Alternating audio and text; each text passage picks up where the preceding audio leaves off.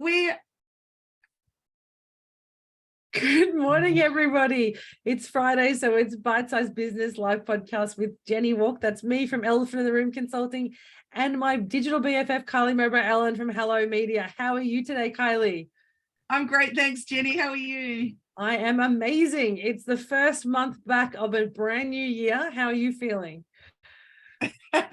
It's been great, really great. It's been a little bit discombobulating at times, but I'm super happy to be back. What about you? I'm the same. We started a bit. I think last year we started the podcast a week early, so we've had like an extra week break. What I've noticed this year, though, so many people are coming back to work in this last week of January. Instead of only having a short break over Christmas, they've taken that extra long break and slowly coming back. And I'm not sure about how your clients are going, but a lot of mine are sort of just taking their time to get back into the rhythm to see what 2023 is going to bring them. I've actually not had that at all. There's been maybe the odd one, but on the whole, I've just been like, boom. And some of them have had really good January beginnings already, like sales, bookings, blah, blah, blah, blah, which was exciting. Others have had a complete slump. So, it's been a mixed bag. It's been very, very interesting. But with everybody this week, I've done a lot of goal setting and SWOT analysis and things like that, which has been really, really good. Well, now's the perfect time to do that. I mean, we talk about this every quarter, and in fact, every January. And I think since you and I have connected, is that it's the perfect time to reset and look at what your strengths are in your business, look at where your gaps are, look at what the opportunities for maybe new products, for pivoting, for whole new markets, but also taking that time to decide what you want to achieve this year. What are you actually trying to work towards? And what are you looking at? How are you going to do that? What resources do you need? What support do you need? And when do you want to, achieve those goals? Absolutely. Jenni, one of the things that you and I both do is a lot of that at the end of the year, look at our thoughts about what we want to do and where's the year been and everything. But I also find it useful to really get stuck into that in January, because your vibe's different in January, isn't it? Because you're there, you're done, you've made it, you've had your break, and now what's the plan? So it feels a little bit motivating maybe to get stuck in. Well, I think also when you're finishing the year, you're reflecting, when you're looking to set goals and kind of plan in December, you're reflecting on how your business went. So if you had a really great year, you might be setting really strong stretch goals. But if you've had kind of an average year, you might be like, oh, I don't know how it's going to be next year. So you might be a little bit more tentative. So I think when you have a break, whether it's 3 days or 3 weeks over that kind of holiday season, you come back with a different vigor. You come back with a different kind of attitude, and it allows you to reflect on, well, what did I think I was going to do this year, and what does that look like? And then you can go, okay, well, last year when I did this goal setting, I thought, I'm going to do this, but actually we've had such a great January, like some of your clients, it's time to, reset that again and actually go further and stretch ourselves. And so we often get into the idea that goal setting should be only, once a year, twice a year, or 4 times a year at quarters. But actually reflecting on your goals every month and having a look at what you're trying to achieve is actually something you should be doing every week. It's not just about a quarterly time. It's everything you're doing. As we've talked about many, many times before, goal setting and achieving those goals and reaching your targets are about daily actions that we're taking. And so daily actions require constant review and constant work. And I think that's what we have to remember at this time of year. It's time to get back on the horse and look at what we're doing and continue to do that as we reflect. And that's part of that. I think you and I were talking over the break about some people feeling really despondent about the end of 2022 and what was this year going to bring. And I know some of my clients feel like that, and they're trying to say, well, how do I get started again?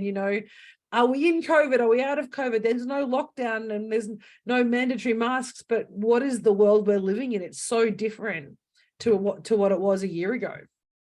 Yes, absolutely. And let's look, food prices are still at a sky high. I took a photo and put it in my stories the other night of the dozen eggs in the supermarket was $14. It's like, come on, things are getting crazy now. So flights aren't coming down in price. Like, things are definitely tough here in Australia. And in terms of pricing, and like we've talked before about staff shortages, and my husband's we're still 2 carers short for his needs, and it's just, the hospitals are still absolutely stretched. So we're at a funny time, aren't we? Because things are still quite tough, yet there's a lot of excitement around, and in the air there's a lot of possibilities coming at us. So yeah, it's definitely interesting times. I've got a client, we had our coaching session yesterday. She had her biggest month ever in October. It was super exciting. But this month, what are we, the 20th of January, she has already pipped that. She's topped that already, what she did in October for January. It is extraordinary. And she's so like, I actually can't cope. It's too much. It's too much. This is exciting, but we need to look at how we're going to restructure so that you actually can cope, and we can get excited about building on that. So there you go. Like, there's definitely still a lot of really positive things happening out there. Oh, 100%. And I think when we were talking about what we're going to do with this first year back, first podcast back, we often think about let's do goal setting, but we've done that before.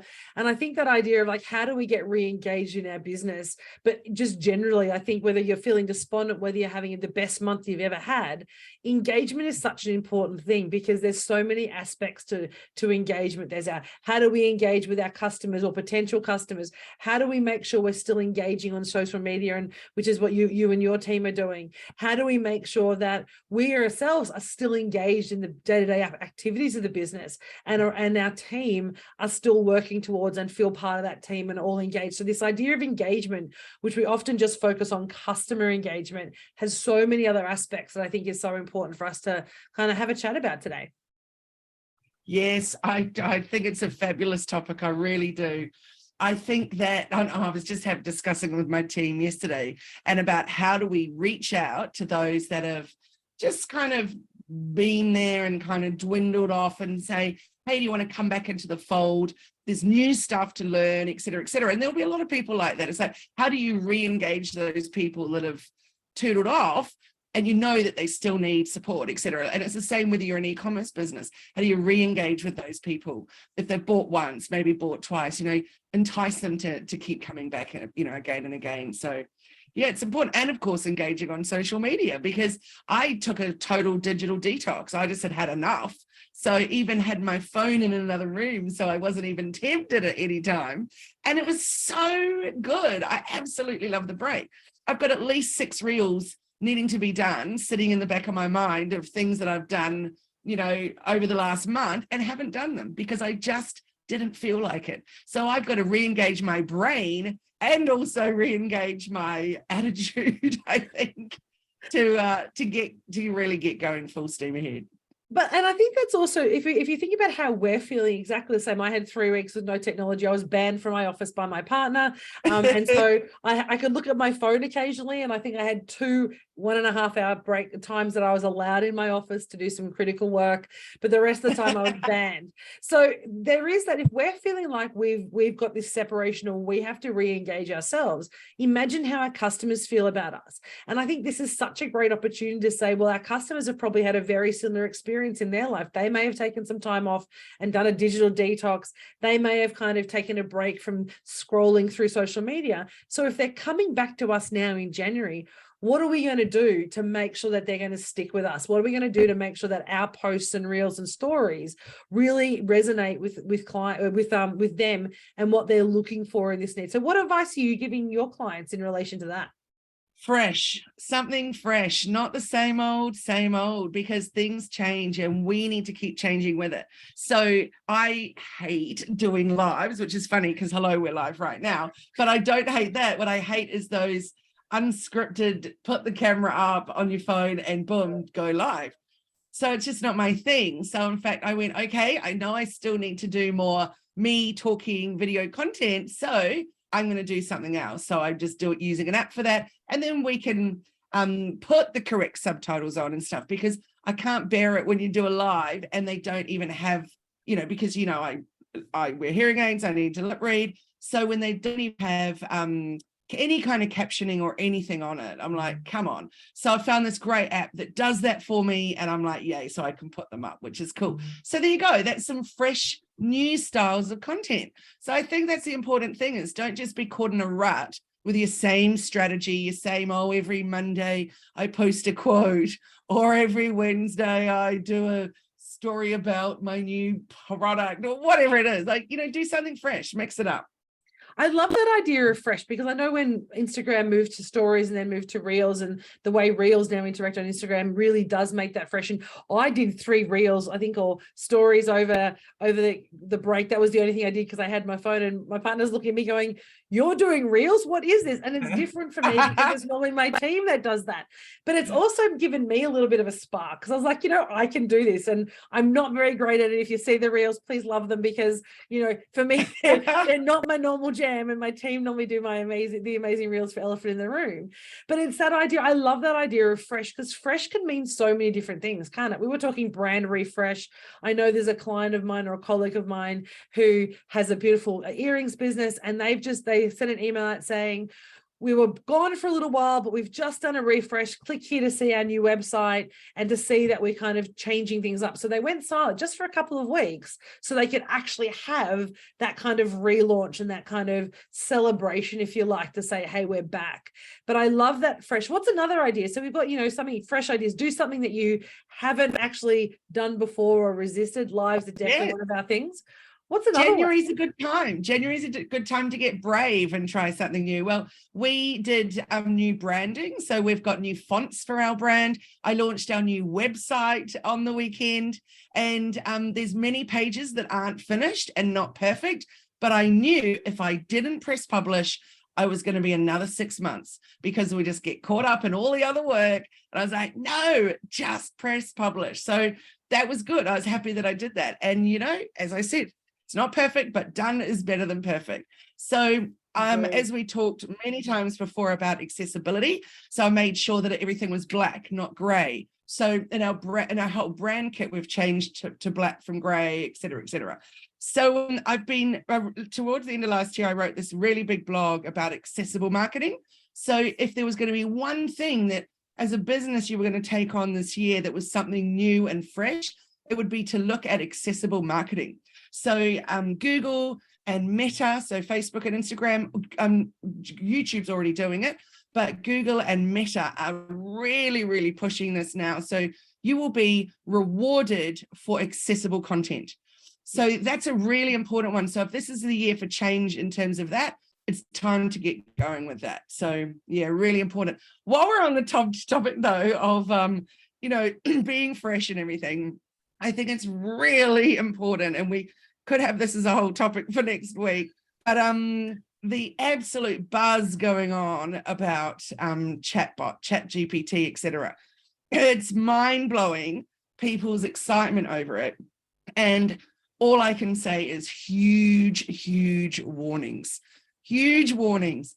So how do you feel about that as a big topic next week, Jenny? Yeah, I think that's a great topic, because the chatbots always freak me out. We've tried to use them a couple of times on Facebook. We really struggle because people aren't cooking. I mean, we're not a cookie cutter business. None of our clients, as much as we would like to do that, let's have the same program for everyone. We don't want to do that anyway. But we have bespoke questions come in, and I've had clients screenshot me going, why does it keep asking me the same question, or what is it doing? So yeah, I would love to talk about chatbots next week. I think let's definitely talk about that. It is so exciting though, what it's giving you. So for example, I've been playing around with it now for a couple of months with questions like some great taglines for a business coach consultancy or whatever. And it comes with some incredible stuff, like 10 suggestions for that, like for clients, 10 reasons why you need to wear a helmet while you're bike riding, and boom, boom, boom, boom, boom. Like what it's doing, the new one that's just launched is just so extraordinary. However, you will be penalized for using that content. So let's talk about that in big detail next year. So next week, I just wanted to bring that up though, because when we're talking about fresh and trying something new, that doesn't mean the new ChatGPT. It doesn't mean, yay, I can now just do fresh new content and copy paste it in. No, but we'll cover that in great detail. So Yeah, anyway, so that's just a little warning. But in terms of other freshness, I also gave my office a bit of a zhuzh before I started back. So even the physical things like that for me was really important. So, you know, cleared out my computer, cleared out my inbox, that kind of stuff. What about you? One of the things that I've been talking to some of my clients about is actually looking at their product suite and actually saying, okay, well, what are the things that are giving you joy, filling your cup for you and your business? So if you're a consultant or a coach, then there are certain products or services or programs that you deliver that are the ones that give you the greatest revenue. And hopefully they're the ones that you also really enjoy doing the most as well. So having a look at your product suite to say, do I have the right mix of products? Am I actually delivering value and service that my clients need? Not just that I have a vanity measure saying I want to do this because I love it, but no one's buying it. So having a look at your products and saying, what's the best mix of products for you and your business coming into this following year so that you can promote them and really focus on growing your business using your product suite. But in the same token is having a look at how you're delivering your products to say, well, is my product suite aligned to my business goals? Because so often I see people go, I've got this great, and we do this at our business retreat, you know, people go, this is my revenue goal, or this is my business goal.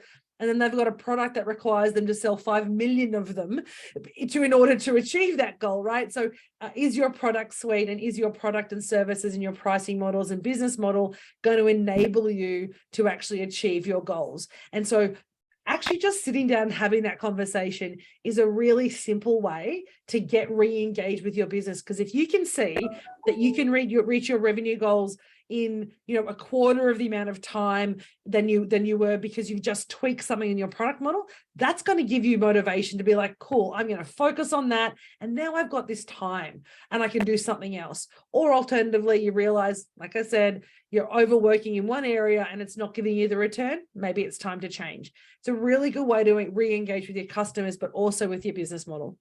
Totally, Jenny. And also not just about, is it giving me a return, but also, is it giving me joy?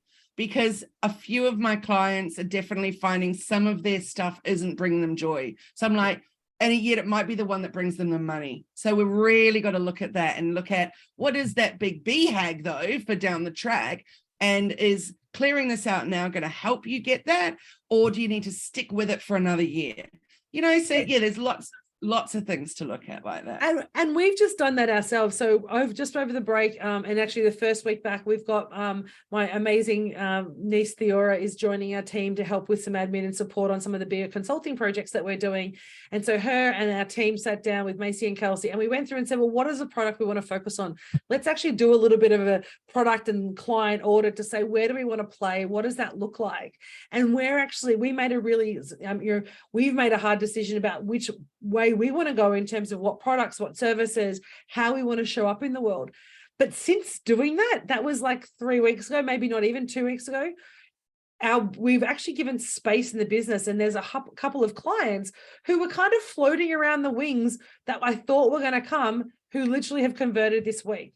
And I truly believe, and I would not have said this 6 years ago, but I truly believe it's because we've now given the business space to bring those new clients in. So there is this kind of energy flow that exists.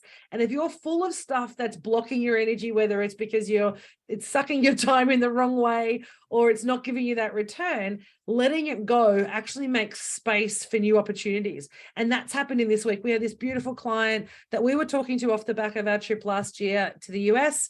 And, you know, I've been thinking about how do we re-engage? There's been a bit of a block. Did all this changing, and then today they reached out and said, let's connect, we need to do this work together. So, you know, that's what happens when you give yourself freedom and permission to sort of say, you know, let go, let me get back to who I want to be in the business and what I want the business to look and feel like, because it's such a critical point. Your engagement in your business is just as important as the engagement you have with your clients. And it's a piece that we often forget. I totally agree with you. And another thing that we've got to absolutely look at, because it's going to help our bottom line dollar-wise and also time-wise and all of that too, is how do we engage with the products that we're using? So that, for example, is Zoom, that is Asana, that is Slack, that is all of the things, Airtable, email. What are you using and what are you spending? Because that's something that's really, when do you take stock of that otherwise? Like I always do in June as we're coming up to end of financial year, but January is a really important time because that really is money going down the drain if you're not actually utilizing what you're paying for. That's actually one of the tasks for my team before the end of the year is to the end of the month, sorry, is to do that for us, is to sit down and go, what are we paying for? What systems do we use? Do we still need them all? You know, what is a lifetime subscription that can sit there, but we might not use? And what are the systems that are supporting us? And I think that's such a great, important tool. So that kind of technology audit, a product audit, your systems audit, but also a reflection on how you're actually showing up and how your team is showing up and how that's going to reflect on your clients is really important. Yes, absolutely. So it's the way you engage with your team and the way they engage with you and the way that they engage with the outside world, the way that you engage with technology, the way that you engage with your whole business, your whole branding. Everything is about the way we engage with us and the world, right? 100%. And we forget that. We get in that bubble, right? You get into the kind of business owner or the business, operator bubble where your head down, your butt up, and all you're doing is like delivery. And then you wake up and go, what happened to the last 6 months? And then you realize that there were those opportunities for you to stop and breathe, but you don't take them because you're not giving yourself that time to engage. And I love the way you said that the word engagement, when we think about engagement, let's get rid of it just being about customer engagement and let's talk about business engagement. How do we make sure all aspects of our business work, for a better word, in synergy? How do we create synergy and connection between all those pieces so we can really maximize the value and the output that we're giving our business? And if there was one top tip, and I reckon I give it to someone at least every week for so many years, and that is the CEO day. The absolute importance for me this year, it's a Monday, and I'm super, super happy with it because I felt like I didn't love doing client stuff on a Monday. I felt like I had other stuff I needed to do, a bit of admin, whatever. So boom, and it goes on a Monday, and no Zoom calls. I just do a team meeting on a Monday though. And I can just get stuck in and just look at the overall, and I can adjust things, and I can look at how am I engaging with my offerings? How am I engaging with my clients? How am I engaging with the greater audience out there? So yeah, really important for everyone. And you know what? You may not be able to do a full day. You may need to do CEO half day, but whatever it is, you must schedule some CEO time. I can't agree with you more. It's one of the most important aspects of business. It's how you keep your cup full. It's how you make sure that you're ticking all those boxes and all that administration stuff that you forget about when you're in the weeds sometimes. So 100% I concur on the CEO day. For us, it's generally Monday as well, but ours is also Friday afternoon. It's that Friday afternoon is when I spend the time often reflecting. I very rarely have clients on a Friday afternoon. I have one today. It's our last session together. But generally I leave that Friday afternoon because it's a time for me to look back and go, well, what do I need to do? I see what we've achieved. We look at how we can grow and pivot the business, and you get to have great conversations with you as well. Yes, I love it. I love it a lot. Well, this year we're carrying on with what we've been doing for, I think it might be 6 months now, which is the team work an extra hour Monday to Thursday, and then we all have a half day off on a Friday. So that feels really good. So my intentions for this year is actually to also do that myself. So to not, I might hold you accountable to that, Miss Farley. 1 o'clock, off it goes. And but the few times that I did it last year, I absolutely loved it. Yeah. So yeah, that's definitely a priority for this year.